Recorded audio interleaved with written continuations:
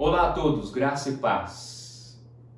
É uma grande responsabilidade transmitir a palavra de Deus, mas ao mesmo tempo é um privilégio e uma honra poder falar da verdade, daquilo que o Senhor tem falado nos nossos corações. Nós, da Igreja Batista Nova Aliança, temos meditado, temos exposto a primeira carta aos Coríntios, na verdade, o primeiro capítulo nesses últimos domingos, e queremos continuar, encerrando ele hoje a partir do versículo 18 até o verso 31. E que o Senhor nos dê graça para conseguir transmitir essa palavra ao seu coração e que possamos ser alimentados pela verdade de Deus. Gostaria que você abrisse sua Bíblia onde você estiver, na primeira carta aos Coríntios, capítulo 1, verso 18 até o verso 31. São alguns versículos que encerram o capítulo 1, onde estamos falando sobre a Igreja de Cristo, a nossa igreja local. A palavra de Deus diz assim: pois a mensagem da cruz é loucura para os que estão perecendo, mas para nós que estamos sendo salvos é o poder de Deus. Pois está escrito: destruirei a sabedoria dos sábios e rejeitarei a inteligência dos inteligentes. Onde está o sábio? Onde está o erudito? Onde está o questionador dessa era? Acaso não tornou Deus louca a sabedoria deste mundo? Visto que na sabedoria de Deus o mundo não o conheceu por meio da sabedoria humana, agradou a Deus salvar aqueles que creem por meio da loucura da pregação. Os judeus pedem sinais miraculosos e os gregos procuram sabedoria. Nós, porém, pregamos a Cristo crucificado, o qual, de fato, é escândalo para os judeus e loucura para os gentios. Mas para os que foram chamados, tanto judeus como gregos, Cristo é o poder de Deus e a sabedoria de Deus. Porque a loucura de Deus é mais sábia que a sabedoria humana, e a fraqueza de Deus é mais forte que a força do homem. Irmãos, pensem no que vocês eram quando foram chamados. Poucos eram sábios segundo os padrões humanos. Poucos eram poderosos, poucos eram de nobre nascimento, mas Deus escolheu o que para o mundo é loucura, para envergonhar os sábios, e escolheu o que para o mundo é fraqueza, para envergonhar o que é forte. Ele escolheu o que para o mundo é insignificante, desprezado, e o que nada é, para reduzir a nada o que é, a fim de que ninguém se glorie diante dele. É, porém, por iniciativa dele, que vocês estão em Cristo Jesus, o qual se tornou sabedoria de Deus para nós, isto é, justiça, santidade e redenção, para que, como está escrito, quem se gloriar, glorie-se no Senhor. Vamos orar. Pai querido, obrigado pela tua palavra, obrigado pela tua verdade, obrigado por nos ensinar através dela. Mais uma vez eu peço ao teu Santo Espírito, a ti, que o teu Santo Espírito venha conduzir esse momento, essa exposição. Eu sou totalmente dependente do Senhor, e aqueles que me ouvem também dependem de ti. Que teu Espírito Santo possa clarear, iluminar os corações e pensamentos e transformar as vidas pela tua verdade. Fica conosco, nos instrua no nome do teu Filho amado Jesus Cristo. Amém. O tema desse sermão nessa manhã é a Igreja Encantada. Temos falado sobre a Igreja de Cristo e temos trabalhado através da carta aos Coríntios, a carta que Paulo escreveu aos Coríntios, sobre a Igreja. E quando eu falo encantado, não estou dizendo que é mágico, mas encantado no sentido de maravilhado com algo, fascinado, atraída por algo, deslumbrada por algo.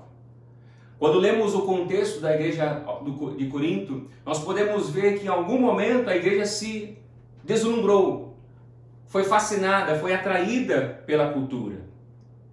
Podemos ver que a Igreja de Corinto estava em um ambiente com muitos oradores eloquentes, homens que falavam bem, homens com grande habilidade na fala e no pensar.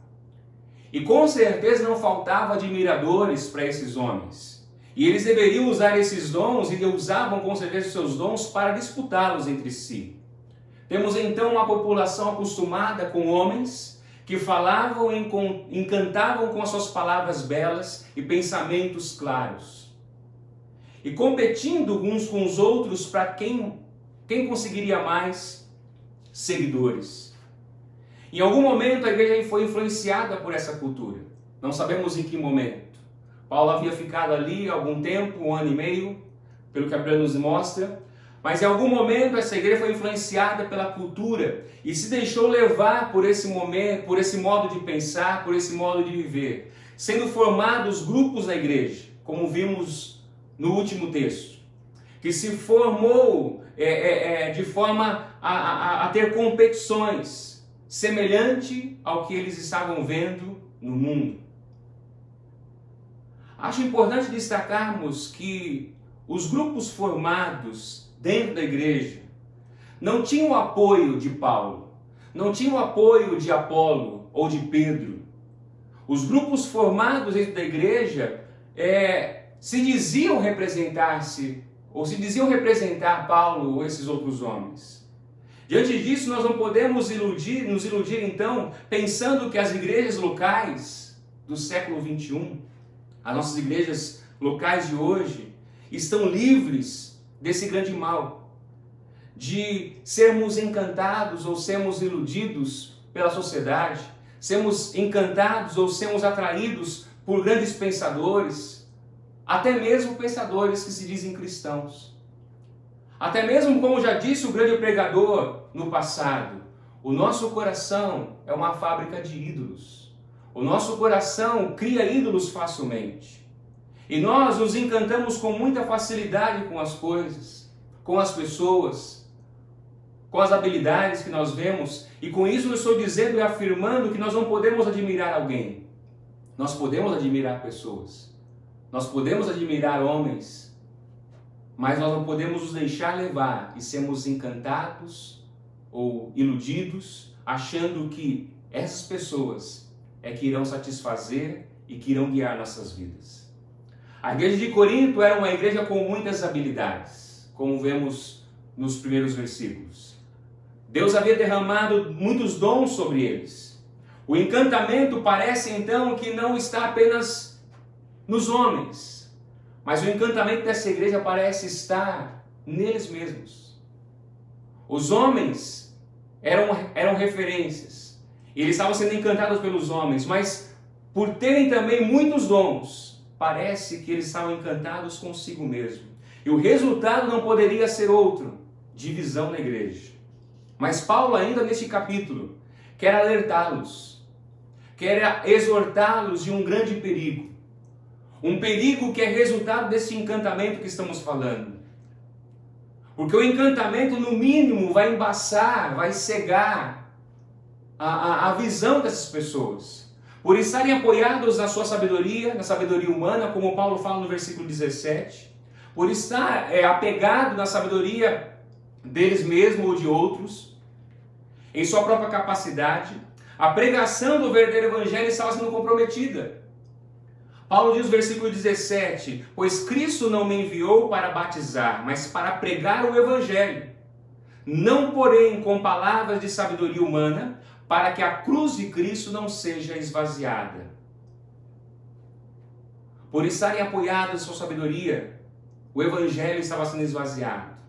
Por isso Paulo precisa alertar essa igreja, não só para eles terem um mesmo pensar, um pensamento cristão, mas também um viver cristão.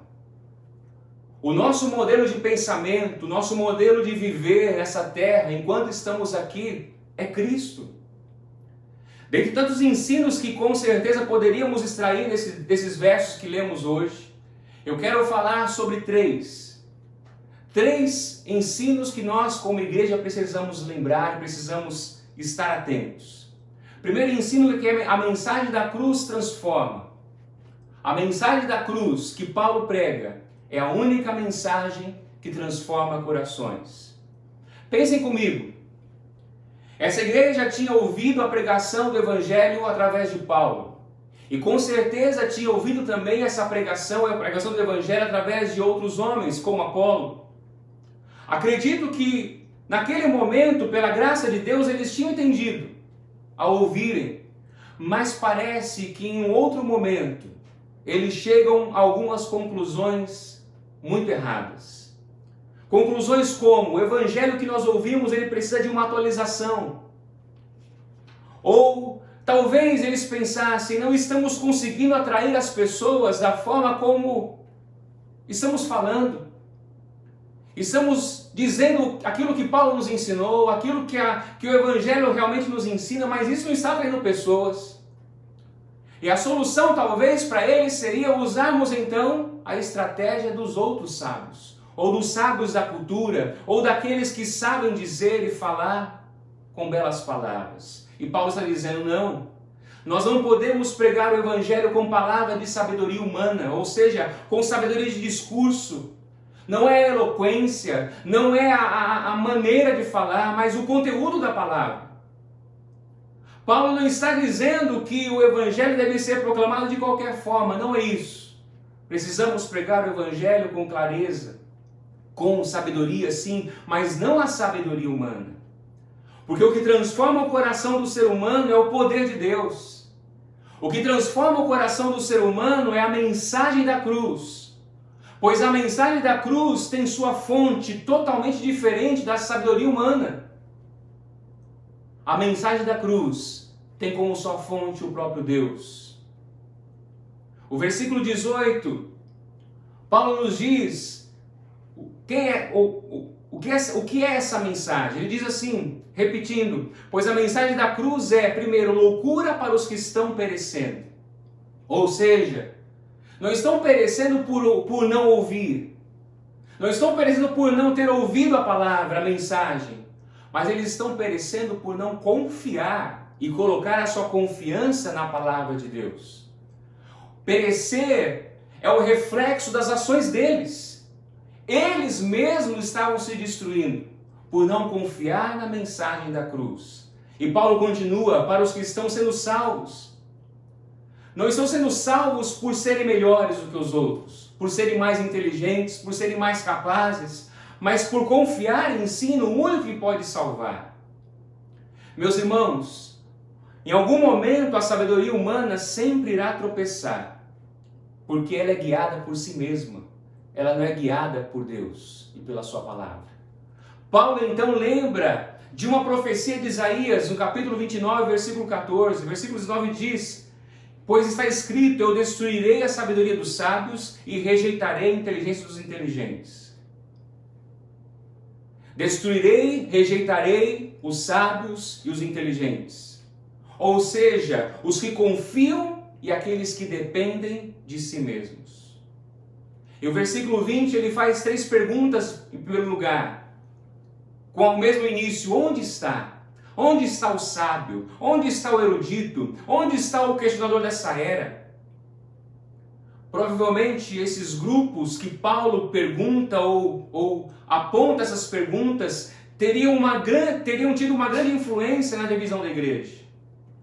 Paulo está confrontando essas sabedorias representadas nesses 3 grupos, mostrando para a igreja a impotência delas diante da mensagem da cruz. Paulo sabe a resposta, mas ele pergunta, onde está? Aonde estão vocês? Porque a mensagem da cruz é a única que transforma. E ele diz na 4ª pergunta, acaso não tornou Deus louca a sabedoria deste mundo? Mas um outro destaque é importante. Assim como nós falamos que Paulo está dizendo que não há importância em falarmos com clareza sobre o Evangelho, ou não falarmos com certa habilidade. Não é isso que Paulo está dizendo. Da mesma forma, Paulo não tem o objetivo aqui de dizer, olha, rejeite a sabedoria em si. Abandone a sabedoria, não.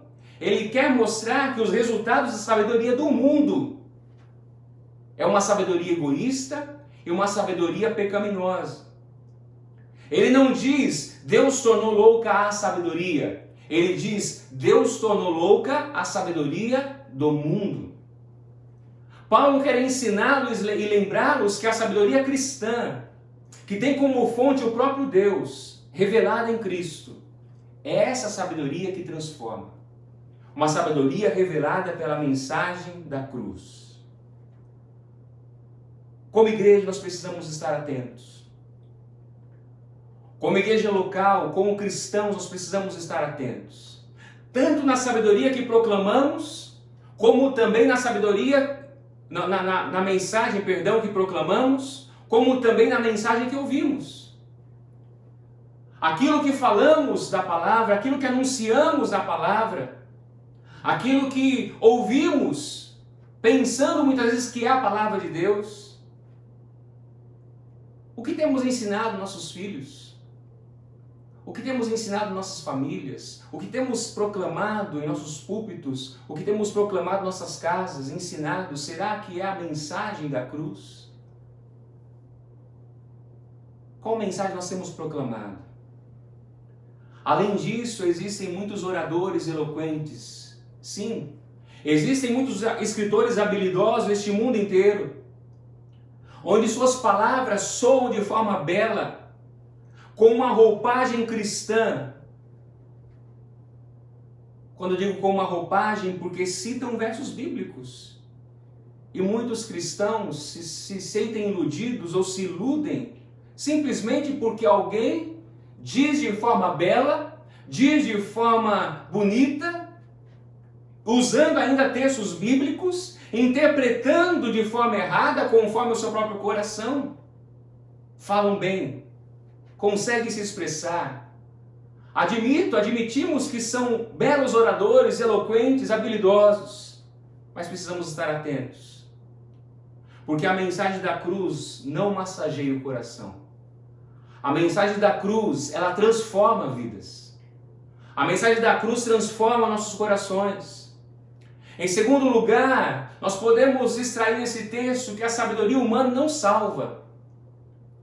O versículo 21 nos diz: visto que a sabedoria de Deus, na sabedoria de Deus, o mundo não o conheceu por meio da sabedoria humana. Agradou a Deus salvar aqueles que creem por meio da loucura da pregação. Paulo já disse no versículo 19 que Deus destruiria a sabedoria dos sábios e rejeitaria a inteligência dos inteligentes. Agora está dizendo que a sabedoria humana não é o caminho. A sabedoria humana não é o acesso para o conhecimento de Deus e nem o acesso para ser salvo. Nós podemos lembrar o que a própria palavra nos ensina: a salvação é pela fé. E a fé vem pelo ouvir. E Paulo diz: agradou a Deus salvar. Salvar quem? Salvar os que creem. Salvar aqueles que confiam. Aqueles que depositam a sua vida em Deus, na sua palavra. Com certeza era loucura para muitos, mas a verdade é que Deus concede sim salvação para aqueles que confiam toda a sua vida na verdade do Evangelho. Pense comigo, naquele tempo, ninguém procuraria por um Deus verdadeiro ou pelo Deus verdadeiro que se tornasse um homem para sofrer. Ninguém procuraria por um Deus verdadeiro que carregasse os pecados de muitos e morreria como criminoso. Para os sábios daquela época, que é representado aqui nos judeus e gregos, a cruz era uma afronta. Por isso buscavam alguma prova, como diz o versículo 22. Por isso buscavam algo que poderia provar que aquilo que Paulo estava pregando é verdade, ou que aquilo que Jesus havia pregado era verdade. Mas estavam buscando tudo de acordo com o próprio coração. E sabemos que o nosso coração é enganoso. A cegueira deles não deixou eles enxergarem que a pregação de Paulo já estava revelando o que eles tanto buscavam. A pregação de Paulo estava revelando tanto o sinal como a sabedoria de Deus. Hoje não mudou, meus irmãos. Nos tempos de hoje continua da mesma forma. Muitos ainda estão pedindo, muitos ainda estão buscando, caçando provas. Outros ainda querem que Deus se encaixe na forma como eles entendem o mundo, compreendem a vida. Meus irmãos, não podemos nos acovardar. Nós não podemos nos calar. Mesmo que o mundo veja como tola, a mensagem da cruz deve ser anunciada. A mensagem do Evangelho deve ser anunciada a cada dia, para nossas famílias, porque só ela salva, só ela liberta. Não como as pessoas querem ouvir, mas como ela é. Não devemos nos preocupar se as pessoas vão gostar, desde que preguemos o verdadeiro Evangelho. É preciso lembrarmos que a mensagem não é nossa, a mensagem não é sua, a mensagem que anunciamos não é você quem salva, não é você quem convence. A mensagem que pregamos é a mensagem de Deus, a mensagem da cruz. Portanto, pregue. Pregue, como Paulo diz no versículo 23, preguemos a Cristo crucificado, o qual de fato é escândalo para os judeus e loucura para os gentios. Preguemos. É esse Cristo crucificado, morto, sepultado, mas que ressuscitou e vive eternamente. Proclame que a cruz é a única maneira de alguém ser perdoado. Proclame que a cruz é a única maneira de alguém obter e ser alcançado pela vida eterna. Foi na cruz que Deus, como diz Paulo na segunda carta aos Coríntios, versículo 5, versículo 21, capítulo 5, Paulo diz que foi na cruz que Deus tornou pecado por nós, aquele que não tinha pecado. Quem é aquele? O próprio Cristo. Para que em Cristo, para que nele nos tornássemos justiça de Deus. Foi na cruz que Deus tornou Jesus pecado em nosso lugar. Os versículos 23 a 25 diz assim: nós, porém, pregamos a Cristo crucificado, o qual de fato é escândalo para os judeus e loucura para os gentios. Mas para os que foram chamados, tanto judeus como gregos, Cristo é o poder de Deus e a sabedoria de Deus. Porque a loucura de Deus é mais sábia que a sabedoria humana, e a fraqueza de Deus é mais forte do que a força do homem. Paulo está afirmando que Cristo é o poder de Deus e a sabedoria de Deus. Porque foi Ele que morreu como pecador por nós. Foi Ele que se humilhou a si mesmo. E isso é loucura para o sábio. Isso é loucura para o coração orgulhoso, para o coração que acredita em si mesmo, ou que confia em si mesmo ou em outras coisas. Mas essa loucura, Paulo está dizendo, é mais sábia do que o homem. Essa loucura é mais sábia do que o homem possa possuir. Mesmo que os homens se unam todos e de uma vez só consigam fazer algo, executar ou pensar algo, essa sabedoria unida não é mais forte do que a sabedoria de Deus.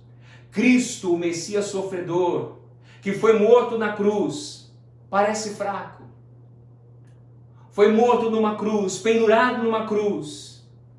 A fraqueza que ele mostra, a fraqueza que ele mostrou, Paulo está dizendo, é mais forte do que os homens, ou qualquer coisa que o homem possa fazer. Meus irmãos, a sabedoria do homem não pode salvar você. A sabedoria do homem não pode salvar o próprio homem. É isso que Paulo está deixando claro também ao coração dessa igreja e a nós hoje. A sabedoria do homem, a sabedoria humana, não pode salvar o homem. As suas habilidades, os seus talentos, tudo que ele possui, nada pode salvá-lo, nem por um milímetro, nem por um instante. Em terceiro lugar, nós podemos aprender do que Paulo quer afirmar e lembrar a igreja. Ele está dizendo: orgulhe-se somente no Senhor. Talvez alguns possam perguntar, mas como orgulhar se orgulho não é pecado? O orgulho que glorifica a Deus é o que reconhece quem Ele é. O orgulho que reconhece quem Ele é e o que reconhece o que Ele fez e faz, esse orgulho glorifica a Deus. Há sim um orgulho que glorifica a Deus. Mas antes de afirmar o versículo 31, quando ele diz que para nós gloriarmos em Deus, Paulo quer lembrar esses irmãos e a nós quem eles eram. E isso é muito importante. Nós lembrarmos quem nós somos. Paulo está dizendo em outras palavras, olhem para si mesmos. Olhem no espelho. Que motivos vocês têm? Ou melhor, na verdade, perdão, que motivos Deus teria para chamá-los? Que motivos Deus teria para escolhê-los? Paulo está dando para eles um choque de realidade. Olhe para vocês, versículo 26, irmãos, pensem no que vocês eram quando foram chamados. Poucos eram sábios segundo os padrões humanos, poucos eram poderosos, poucos eram de nobre nascimento, poucos. Ou seja, até mesmo para os padrões humanos, vocês não seriam chamados. Até pelos padrões dos homens. O orgulho que eles sentiam era de si mesmos. O orgulho que a igreja estava sentindo não era com relação a Deus, quem Ele é, o que Ele fez, mas o orgulho que eles sentiam era de si mesmos. E esse orgulho é que estava dividindo a igreja. Meus irmãos, quando somos lembrados porque Deus nos escolheu, quando somos lembrados quem nós éramos e o que merecíamos, as coisas começam a mudar. Nós começamos a mudar com relação aos nossos irmãos, nós como igreja começamos a mudar. E note o detalhe, quando somos lembrados, Paulo lembra eles, Deus está lembrando a cada um de nós pela sua palavra, quem nós somos, por que Ele nos escolheu, quem nós éramos. Porque até para nos voltarmos para Deus, precisamos ser lembrados pela sua palavra. Quando somos lembrados que Deus escolheu o que para o mundo é loucura, quando somos lembrados que Deus escolheu o que para o mundo é fraqueza, insignificante, desprezado e que nada é, como diz os versos 27 e 28, todo aquele encantamento com os homens, todo aquele encantamento consigo mesmo, todo aquele encantamento com as suas habilidades, tudo isso cai por terra. Tudo aquilo não faz mais sentido. Não que nossos dons não tenham valor. Deus nos deu dons. E eles têm valor. Tudo que temos tem valor sim. Mas tem valor de verdade quando é para a glória dele. A vida só tem sentido na pessoa de Jesus Cristo. Pense nisso. Avalie hoje a sua vida. Avalie como você tem vivido. Do que você tem se orgulhado? Você tem buscado paz, alegria, verdadeiras, em tantas coisas. Tem buscado tantas coisas na profissão, na família, no casamento, nos bens, em pessoas, em si mesmos, na sua habilidade. Eu não estou afirmando que você deve jogar fora tudo isso. Não é jogar fora. Mas é pensar, é refletir, onde está a minha verdadeira satisfação? Onde está a verdadeira alegria, a verdadeira paz? Nós sabemos pela palavra que está em Cristo. Você sabe? Se sabe, confie nele.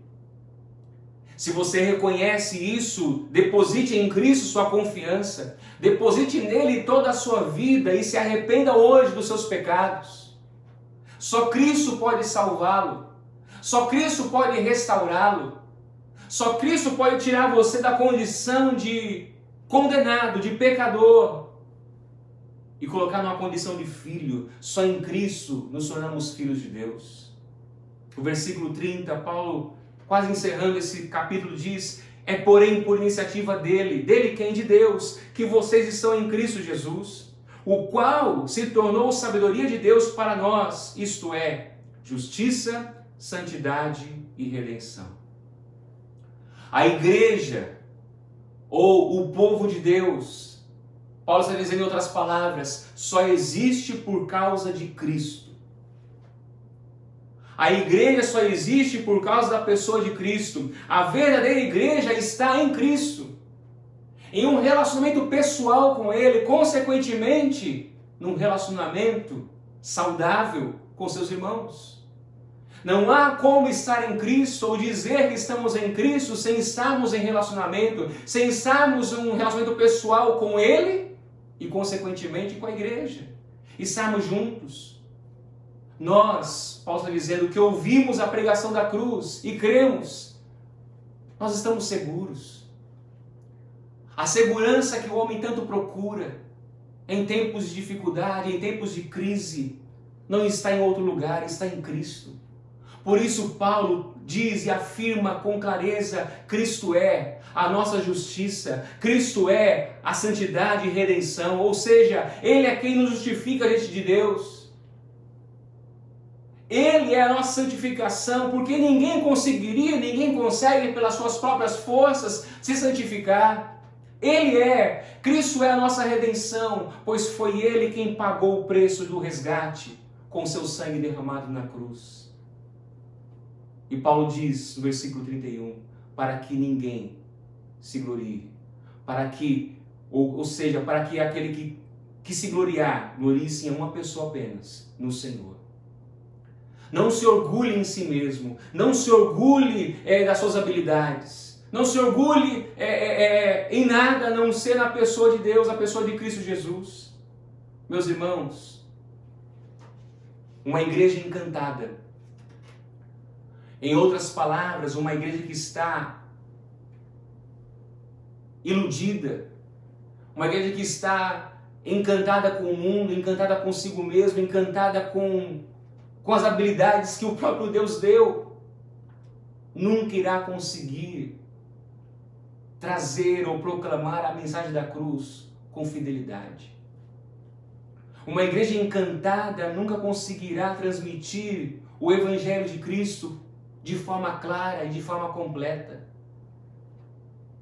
Uma igreja encantada pensará que a salvação pode ser conquistada porque ele é forte, porque ele é hábil, porque ele é sábio. Uma igreja encantada será uma igreja que se orgulha de si mesma e não tem orgulho de Deus, não se orgulha daquilo que Deus fez em sua vida. Um pastor chamado Timothy Keller diz que o cristão, ao mesmo tempo que ele é humilhado, ele pode se orgulhar. Ele se torna humilde, ele se torna uma pessoa humilde quando ele reconhece que quem o salvou, que quem o libertou é Cristo. Por isso ele se humilha. Mas ao mesmo tempo ele pode se orgulhar que esse mesmo Deus que o salvou, o colocou na posição de filho. Não por merecimento, mas por graça. Uma igreja que se orgulha em si mesma não tem outro final a não ser a queda, a não ser a divisão, a não ser viver de forma totalmente contrária à verdade da palavra de Deus. Que o Senhor tenha misericórdia de nós. No dia de hoje, nos tempos atuais, nesse tempo de crise que estamos vivendo, Deus, através da sua palavra, quer nos lembrar de que só Ele pode transformar, só Ele pode salvar, só Ele pode fortalecer cada um de nós. As crises vêm, as crises vão, e em todo tempo a nossa fé é testada, a nossa fé é provada. Diante dessa crise que estamos enfrentando, você na sua casa, você não pode sair, você não pode se locomover, mas aproveite esse tempo para refletir. Aproveite esse tempo para ler a palavra de Deus. Aproveite para avaliar a si mesmo. Aonde está a sua fé? E se tudo se perdesse? E se você perdesse tudo na sua vida hoje? Onde estaria a sua fé? Onde estaria a sua alegria, a sua satisfação? O mundo está sofrendo, nós estamos sofrendo. O povo de Deus, por ser povo de Deus, também sofre. Mas sabemos que tudo isso é passageiro. A única segurança que temos é Cristo. A única segurança que temos é aquele que veio ao mundo, morreu, sofreu por nós, mas está vivo porque ressuscitou. Que o Espírito Santo fale mais ao seu coração. Que o Senhor nos fortaleça. Que o Senhor nos ajude. Aproveite esse tempo com a sua família, para você orar, para você meditar na palavra de Deus, para você renovar e restaurar os diálogos com a sua esposa, com seus filhos. Que Deus te abençoe. Que o Senhor nos abençoe e nos guarde. Amém.